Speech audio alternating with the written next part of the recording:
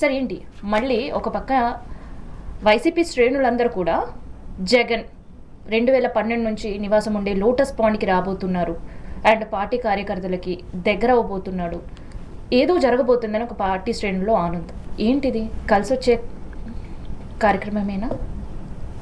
అంటే if you can recollect 2019 ఎలక్షన్స్కి వెళ్ళక మునుపు ఆయన పాదయాత్ర, ఆయన టోటల్ యాక్టివిటీ అంతా హైదరాబాద్ బేస్గానే స్టార్ట్ అయింది. రెండోది ఏంటంటే ఇప్పుడు కనెక్టివిటీ అనేది చాలా ఇంపార్టెంట్. మనం ఇప్పుడు ఇవి ట్విన్ సిటీస్ లాగా ట్విన్ స్టేట్స్ అయ్యాయి. ఇప్పుడు హైదరాబాద్ బేస్గానే మొత్తం కార్యక్రమాలు అందరివి నడుస్తున్నాయి. ఇందులో చంద్రబాబు గారిని ఏం అతీతం కాదు, పవన్ కళ్యాణ్ ఏం అతీతం కాదు.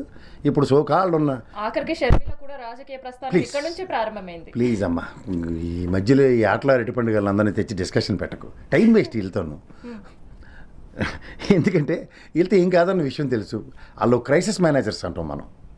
ఒకప్పుడు మర్రి శశిధర్ రెడ్డి గారు ఉండేవారు డిజాస్టర్ మేనేజ్మెంట్కి క్యాబినెట్ హోదా కలిగినట్టు. అలాగే కాంగ్రెస్ వాళ్ళు ఏంటంటే ప్రతిసారి బాగా ఇష్యూ బేసిస్లో ఉన్నప్పుడు శశిధర్ రెడ్డి గారికి ఇక్కడ క్యాబినెట్లో అకామిడేట్ చేయలేనప్పుడు షర్మిల గారిని ఇవాళ ఆ రూపంలో అకామిడేట్ చేశారు. ఆయన ఢిల్లీ తీసుకెళ్ళి డిజాస్టర్ మేనేజ్మెంట్ క్యాబినెట్ హోదా ఇచ్చారు. అలాగే వాళ్ళంటే ఏపీ అధ్యక్షురాలుగా తెలుగుదేశానికి క్రైసిస్ వస్తే నువ్వు కాపాడమ్మా అని ఓ టాస్క్ ఇచ్చారు ఆవిడకి. అది ఆవిడ రోలు. అంచేత ఆవిడని రాజకీయ పార్టీ అదేదో ఉద్ధరిస్తుంది, ఊళ్ళో వెళ్తుంది ఆ టైప్లో ఊహించుకోవద్దు, టైం వేస్ట్ కూడా. సరే ఏదైనా కానీ తనకు కూడా హైదరాబాద్ నుంచే కలిసి వచ్చే పరిస్థితి. అదే చెప్తున్నాను కదా.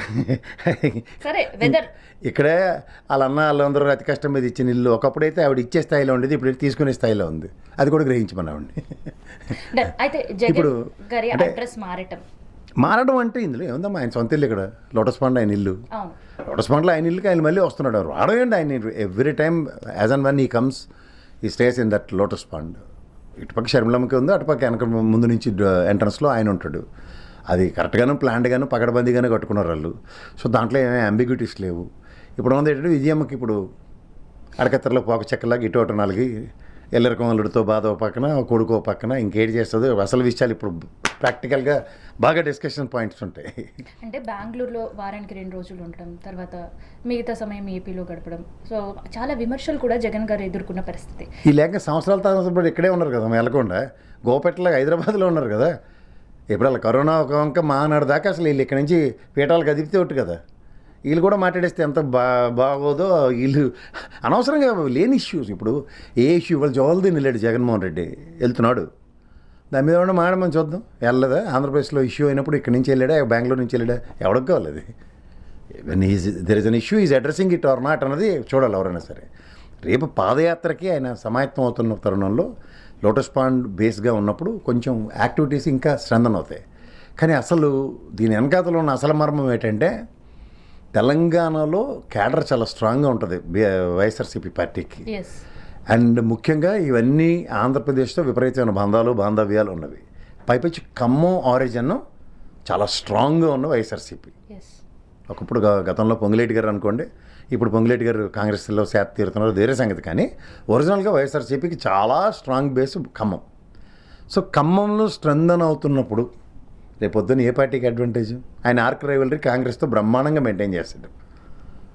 సో ఇతని క్యాడర్ మొన్న అతను ఒక జోష్ కార్యక్రమంలో వైఎస్ఆర్సీపీ శ్రేణులు ఏ విధంగా వచ్చి కేటీఆర్ వెళ్ళినప్పుడు నువ్వు గమనించావు కదమ్మా, నువ్వు ఒక సీనియర్ జర్నలిస్ట్, నీకు బాగా తెలుసు. అక్కడ జగన్ గారు వచ్చినప్పుడు కూడా కేవలం వైసీపీ మాత్రమే కాదు, ఇక్కడ ఉండే బీఆర్ఎస్ వాళ్ళు కూడా ఆయనకి స్వాగతం పలికిన పరిస్థితి. అంటే అది నేను అంటుంది.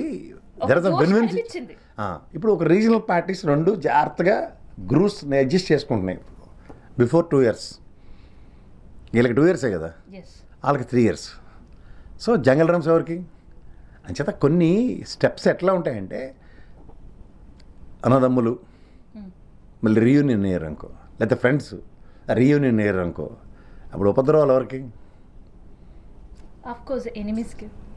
ఆ ఎనిమిస్ ఎవరు వాళ్ళ భుజాలు వాళ్ళు తడుకుంటారు. ఇప్పుడు రెగ్యులర్ ఏంటంటే ఇక్కడ పర్పస్ కూడా స్ట్రెంథెన్ అవుతున్నాయి. వన్ వర్డ్లో చెప్పాలంటే పార్టీలు కాదు, సహాయాలు.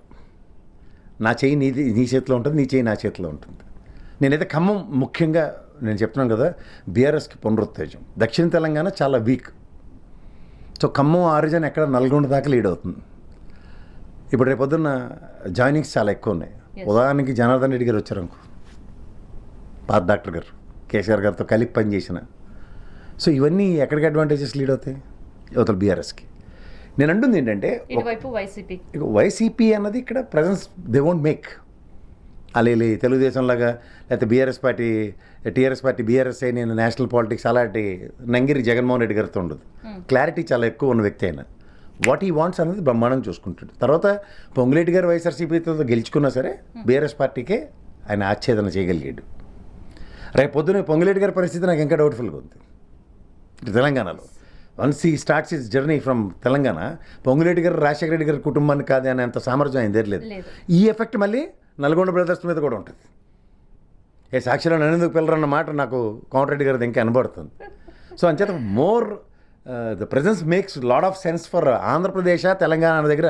నాకు ఈ దక్షిణ తెలంగాణలో ఎప్పుడైతే రీవ్యాంప్ అవడానికి జగన్మోహన్ రెడ్డి ప్రజెన్స్ చాలా బ్రహ్మాండంగా బీఆర్ఎస్ పట్లే కనబడుతుంది. పైపచ్చు యాక్టివిటీస్ కోతవేడి దూరంలో ఉంటాయి. ఇప్పుడు ఫర్ ఇన్స్టెంట్ ఆయన పాదయాత్ర గతంలో రాజశేఖర గారు చేవెళ్ళ నుంచి స్టార్ట్ చేసినట్టు మన ఈ తెలంగాణ బార్డర్ నుంచి స్టార్ట్ చేసాడు అనుకో, జగంపేట నుంచి. So almost Khammam border touch అవుతుంది, శ్రేణుల్లో స్ట్రెంత్ అని వస్తుంది. సో ఆ ప్రాసెస్ అంతా అప్ టు శ్రీకాకుళం దాకా వెళ్ళే కార్యక్రమం అరే హైపోథెటికల్గా మాడుతున్నాను. మేబీ మే నాట్ బి, ఎందుకంటే మనకి కొన్ని జోనర్స్ కలిసేయడానికి డైరెక్ట్ ఇక్కడి నుంచి శ్రీకాకుళం వెళ్ళిపోవడం ఈజీయే.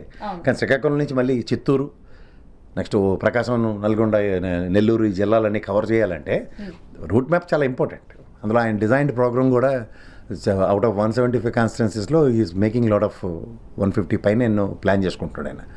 సో ఇవన్నిటికీ ఏంటంటే ఎర్లీ ప్రిపరేషన్స్. సో ఈ సౌండ్స్ వైబ్రేషన్స్తో ఎవరెవరికి ఎలాంటివి ఎఫెక్ట్లు పడతాయి అన్నది చూసుకోవాలి.